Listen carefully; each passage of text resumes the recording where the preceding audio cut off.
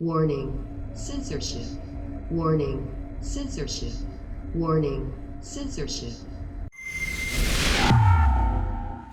Today I'm announcing a legal defense fund to help Canadian families who are being forced against their will to take the COVID-19 vaccine. And I'm pleased to announce our first case under this program, a young woman who, for medical reasons, can't take the vaccine, but the government says she either has to take it or she will lose many of her civil rights. I'll tell you more about her case in a moment. You can see all the details at our website, fightvaccinepassports.com. So please go there. There are a few important things to do on that website. First, and easiest, you can sign our petition against vaccine passports. That has almost 100,000 signatures on it already. If you sign that petition, we'll also keep you up to date with the latest news on this project. Second, if you yourself are being forced to take a vaccine against your will or being punished if you won't, on that same website, fightvaccinepassports.com, you can fill out a confidential form telling us who you are, who is trying to force you to take a vaccine, and what they're saying to you. The actual wording of their threat is important. Our lawyers will review your information, and if we can help you, we will. I'll tell you how we're going to choose those cases in a moment. And finally, I need your help to do this right.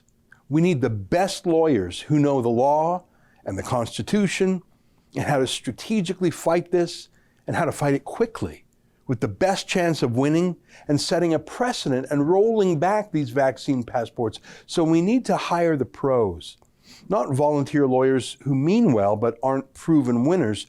I want to hire the legal eagles, senior counsel who know what they're doing, and I don't want volunteers because I want lawyers who are going to put everything else aside and make this their central priority for the foreseeable future. As you may know, for the past 18 months, we've done something like this with our Fight the Fines project, where we crowdfund lawyers to help more than 2,000 Canadians fight their lockdown tickets. We really built a kind of national civil rights law firm in a way, and we've had good success. So I want to deploy that team and new lawyers to fight these vaccine passports and vaccine mandates. The difference here is that we can't take 2,000 cases. It's not as easy to launch an urgent constitutional lawsuit as it is to defend a ticket. Each case here is going to be way more expensive, but we also don't have to take every case, because if we challenge a vaccine mandate for one person, and if we get it struck down, that would obviously benefit everyone else who is at the same university or office too.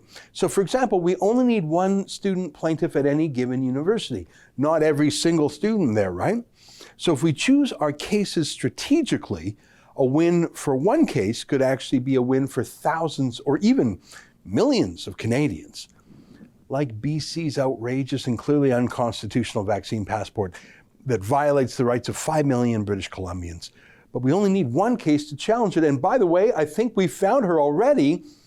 That's the lady I mentioned earlier. So I need your help to crowdfund these 20 precedent-setting cases, and we've already chosen one. I'll be candid, normally such a case, especially if it involves a constitutional challenge, would cost for sure $100,000 or more, maybe double that. But if our lawyers share their legal research with each other and share the actual legal documents they prepare, the pleadings, we won't have to pay them each to reinvent the wheel. So I think we can be smart about it, but there's no way this is going to cost us less than $1 million, about 50 grand a case. But we can do it.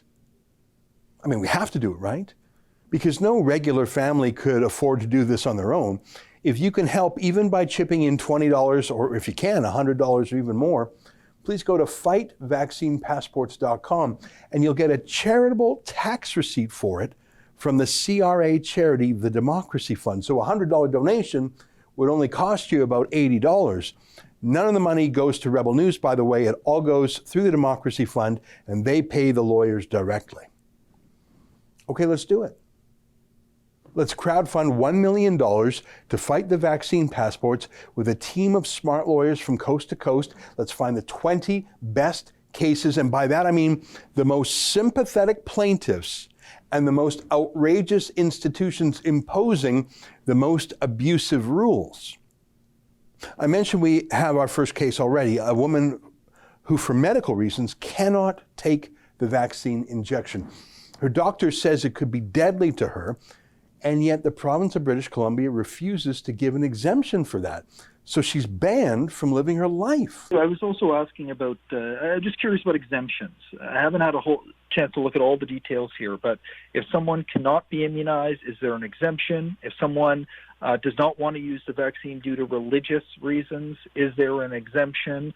And will there be exemptions for people traveling from outside of the province into British Columbia, or do they have to, how do they follow the same guidelines as British Columbians? Yeah, so the short answer is no. This is a temporary measure that's getting us through a risky period where we know that people who are unvaccinated are at greater risk of both contracting and spreading this virus. So if there are those rare people who have a medical reason why they can't be immunized, these are discretionary events that we're talking about. So they will not be able to attend those events through this period of time of high risk. Well, let me tell you about Sarah Webb. She had her first dose of the Moderna vaccine, and she had to be rushed to the emergency room 2 nights in a row after that. And a doctor said the risk of her taking the second shot was too great. The doctor said she's medically exempt from it, except that BC's vaccine mandate does not allow any medical exemptions. So now Sarah, who's quite a healthy person and values exercise and wellness, and actually has 1 dose of Moderna, she's banned from so much of life. Restaurants, even outdoor patios, movie theaters, sports events, coffee shops, gyms, weddings, conferences. Can you believe that? Banned by law from going to any wedding.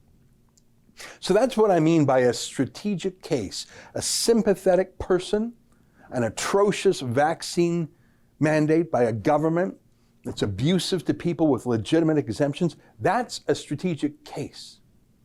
We'll introduce you more properly to Sarah later and to her lawyers. She's agreed to be our first case, and we expect to fire off a demand letter to the BC government before the week is out. We plan to file a lawsuit against the government as soon as next week, and that will all be posted to fightvaccinepassports.com in due course. Don't you think that's a great first case?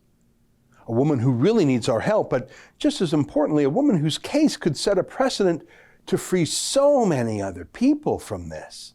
That's what I mean by a strategic case. Let's find 20 of them. And if you're one of them, let us know by filling out the form at fightvaccinepassports.com. If you yourself don't need help, well, we need your help. Please help us crowdfund this campaign. We need to hire excellent lawyers ready to fight. You'll get a charitable tax receipt for it. Now is the time. We don't have a day to waste. Justin Trudeau has said that there will be consequences for Canadians who don't have the vaccine. He's threatening people, saying you won't be able to live your life anymore. You deserve better. You deserve a government that's going to continue to say, get vaccinated. And you know what? If you don't want to get vaccinated, that's your choice. But don't think you can get on a plane or a train besides vaccinated people and put them at risk.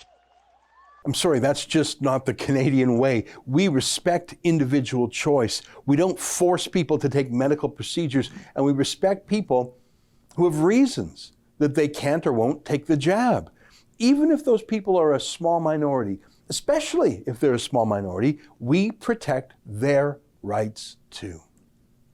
So please go to fightvaccinepassports.com to do 3 things. Number 1, sign our petition against forced vaccines. Number 2, if you're being forced to take a vaccine, fill out our form on that page. Our lawyers will review your case. We plan to take 20 cases to start. We already have our first case, Sarah Webb, who can't take the vaccine for medical reasons. And 3, if you can please help crowdfund our lawyers, we need the help. I think we need to raise $1 million to do this right. That's a lot of money. But I think our freedoms are worth it. You'll get a charitable tax receipt from the Democracy Fund. And I promise that we'll give you updates every week on the cases and how they're going. Please visit fightvaccinepassports.com. Look, I wish that other people were doing this. I wish opposition political parties were fighting this, and I wish the mainstream media were fighting this. I wish the traditional civil liberties groups were fighting this. I wish even doctors' groups were fighting this. Forced medical procedures, where are the doctors? But they're all cheerleading for this, at least all the official people are. There's a viciousness to it too. It's a mob mentality. If someone voluntarily chooses to be vaccinated, that's great. It's your body, your choice, have at it. But the rage and punishment being targeted at people like Sarah Webb, individuals who have reasons for not wanting to be vaccinated, that's just too much. That's not Canadian. We have to stop that. I just think we have to do this. Please go to fightvaccinepassports.com to help us fight back. Thanks. We've started a new civil liberties project, fighting against forced vaccines. To learn more and to help us, please visit fightvaccinepassports.com.